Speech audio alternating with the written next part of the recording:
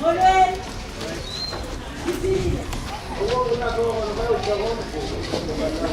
guys, we are in a township now. The language that is spoken in this township is Xhosa. When you're creating a township, you say molo to one person. To a group, you say molweni. And when you say how are you, you say kunjani. But when you say I'm fine, you say ndingumqabaqaba eqabedlini.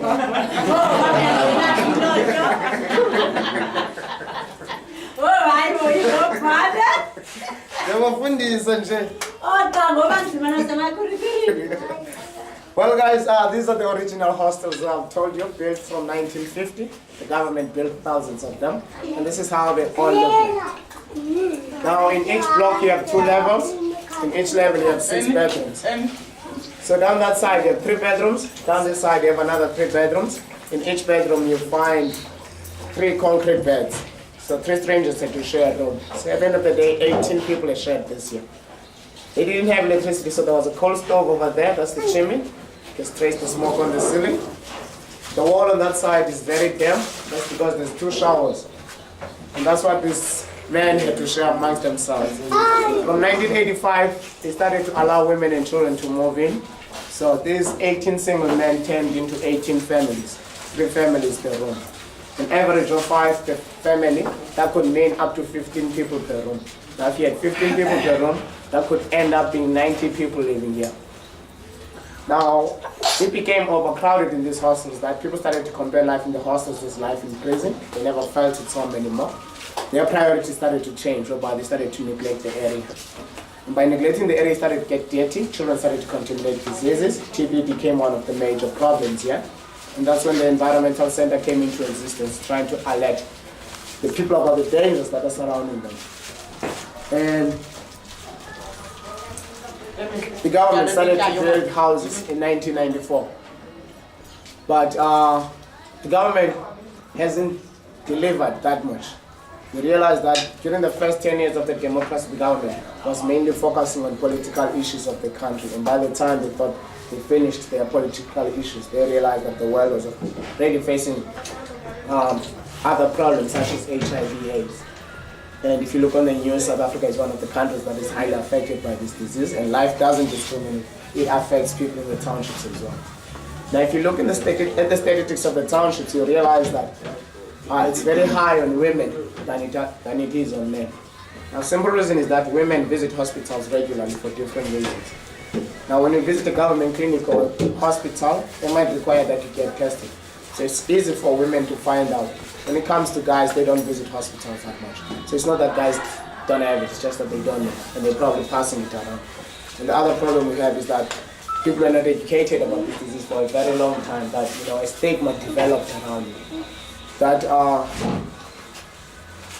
if a person in the township finds themselves HIV positive, they might not accept it. They might even not believe the doctor and go to a different doctor hoping the results will change. So at the end of the day, one person can get counted about 4 times. And that is one of the things that makes it grow. And that's not the only problem. We have a problem here with unemployment, with crime, with housing. And I believe it's only education that can help us fight this. And even with HIV/AIDS as well. The only president that really showed concern about this was Nelson Mandela. Thabo Mbeki did not speak much of it. The current president we have really doesn't care because he's a polygamist. He has about 6 wives, 18 children, and he still cheats because he was found cheating with an HIV positive woman and actually slept with that woman without using protection. And when he was asked to get tested, he didn't want to get tested. He says he knows he's not affected. When they ask him how does he know he's not affected, he says that he took a shower immediately, so he believes he washed it off. Now if a president thinks like that, with his standard of education, you can imagine the people that do not get that type of education, how must they think like? That some people in the township can tell you that if you sleep with a virgin, you can cure yourself of HIV. Now that will hit directly on the children because it's easy to assume a child is a virgin. So you get stories around South Africa whereby a child gets gang raped because people are trying to cure themselves of HIV. Well, I believe only education can help us fight this, because if people are educated, then they will not think like that. Education will help us fighting unemployment as well, because if people are educated, then they will be employed. So we'll be fighting unemployment. And if people are employed, they can be able to rent flats that they can own, because we do have that system in South Africa whereby you can rent a flat and then own it after some time. So in that way, we'll be fighting housing as well. And crime, we'll be fighting crime in the way that most of the people that are doing crime in these townships is usually people that have nothing to do. So if more people have something to do, that means the rate of crime will be going down as well. And hoping that this World Cup will bring enough funds for the government to build more educational institutions, especially for these previously disadvantaged communities. So that's the hope we have by hosting this World Cup. Well, coming back on the topic of the flats, yeah, most of the people have moved out of the flats, especially teenagers.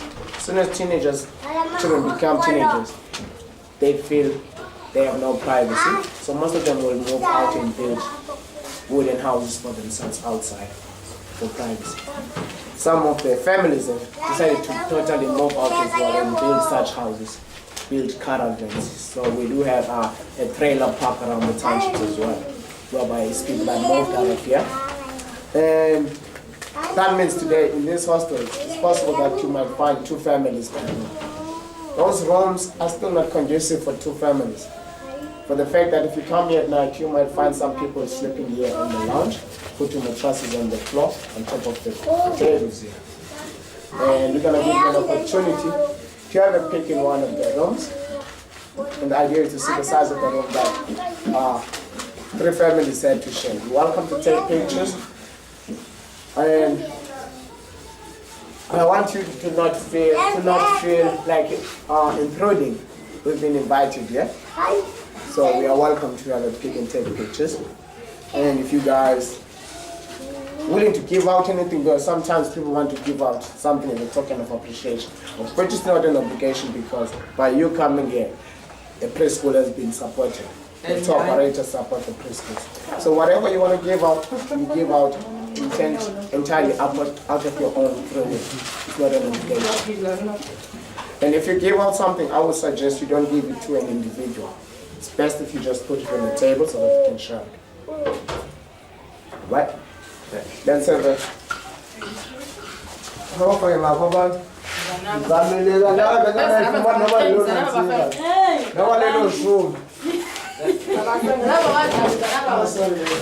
Come this way, guys. Is that shower? Yeah, but the showers are broken, so we're just washing the small things. Did you say that the community benefits from us being here? Yeah, the tour operators support all the preschools. Okay. Yeah, you look cool. Yeah. Oh! They feel the tour operators.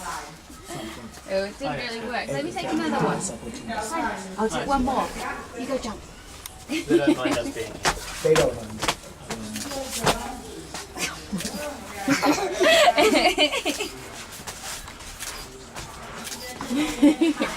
Oh, do you want to see?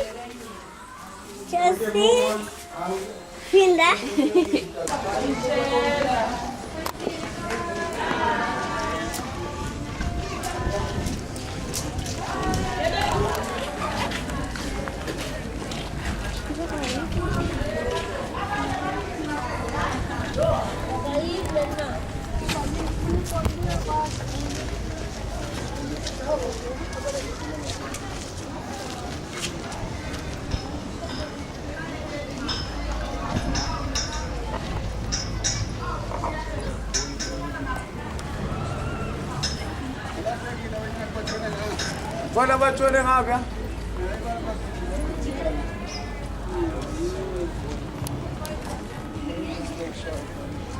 I just want to boom out, man. Sorry. You want to remain here? I was looking at his phone. Yeah.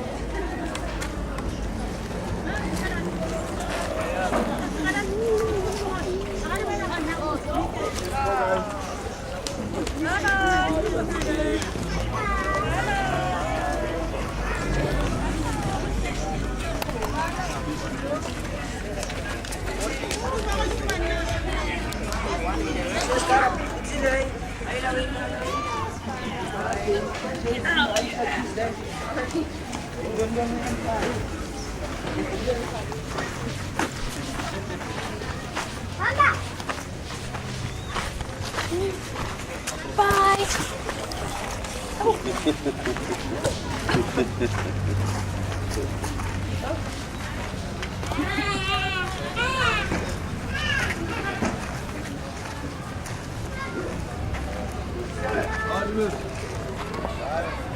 Boss, dali ka lang.